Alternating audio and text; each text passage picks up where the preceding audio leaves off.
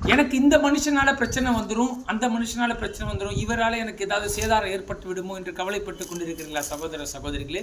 இன்று ஆண்டவராகிய இயேசு கிறிஸ்து உங்களுக்கு ஒரு வசனத்தை தருகிறார். லூக்கா 10:19.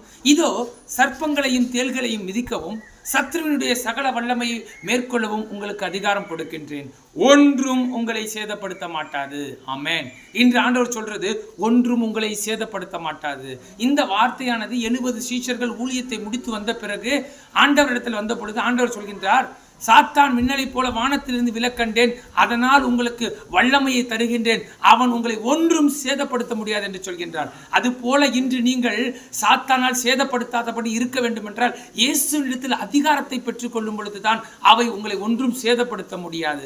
அதற்கு நீங்கள் இன்றே இயேசுவிடத்தில் ஓடி வந்து அவருடைய பிள்ளைகளாக மாறும் பொழுது இன்றே உங்களுக்கு அதிகாரத்தை தர இயேசு வல்லமை உள்ளவராயிருக்கிறார். சகோதர சகோதரிகளே, உடனே இயேசுவிடத்தில்